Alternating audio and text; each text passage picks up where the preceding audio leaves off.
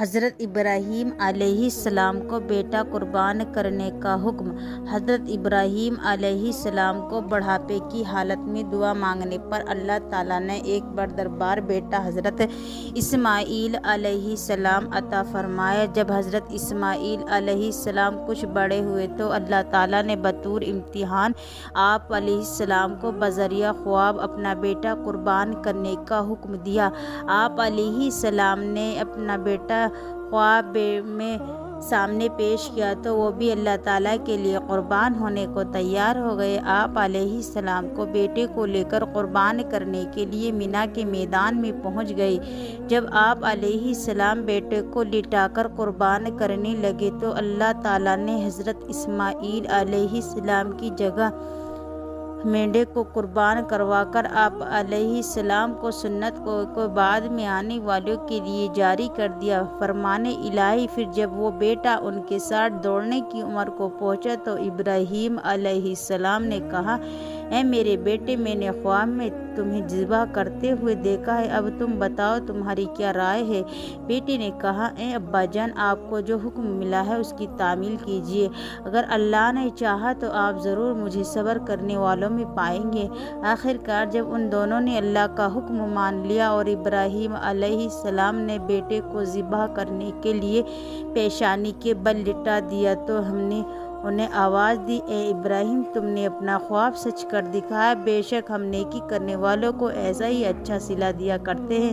بلا شبہ یہ ایک بہت بڑا امتحان تھا۔ ہم نے ایک بڑا مینڈھا اسے اسماعیل علیہ السلام کے فدیے میں بھیج دیا اور اسماعیل علیہ السلام اس کو چھڑا لیا اور ہم نے ان کا ذکر خیر، تعریف و توصیف آئندہ آنے والی نسلوں میں باقی رکھا۔ ابراہیم علیہ السلام پر اللہ کا سلام ہو، ہم نیکی کرنے والوں کو اس طرح اچھا بدلہ دیا کرتے ہیں، بلا شبہ وہ ہمارے مومن بندوں میں سے تھے۔ حضرت اسحاق علیہ السلام کی خوشنجری اور حضرت ابراہیم علیہ السلام کی مہمان نوازی۔ حضرت ابراہیم علیہ السلام جب اللہ تعالیٰ کی طرف آنے والی آزمائش حضرت اسماعیل علیہ السلام کی قربانی میں کامیاب ہوئے تو اللہ رب العزت نے بطور انعام آپ علیہ السلام کو 100 سال کی عمر میں دوسرے بیٹے۔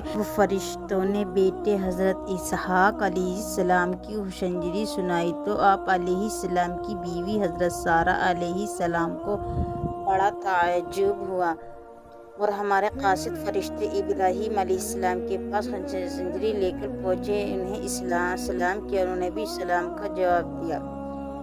کھانے کی طرف نہیں بڑھ رہے تو ان کو اجنبی سمجھ کر دل میں ان سے خوف محسوس کرنے لگے۔ انہوں نے فرشتوں نے کہا، ڈرو نہیں، ہم تو قوم لوط کی طرف بھیجے ہیں۔ ان کی بیوی حضرت سارہ علیہ السلام جو قریب کھڑی تھی یہ سن کر ہنس پڑیں۔ پھر ہم نے اسے بیٹے اسحاق علیہ السلام اور اسحاق کے بعد پوتے یعقوب علیہ السلام کی خوشنجری دی۔ حضرت سارہ علیہ السلام کہنے لگیں، وائے حیرانی، کیا میں بچہ جنوں گی جب میں تو خود بھی اتنی بوڑھی ہوں اور میرے شوہر بھی کتنے بوڑھے ہیں، یہ یقیناً بڑی عجیب بات ہے۔ انہوں نے فرشتوں سے کہا، کیا تم اللہ کے فیصلے پر تعجب کر رہی ہو؟ اس گھر کے رہنے والوں، تم پر اللہ کی رحمت اور اس کی برکات نازل ہوں۔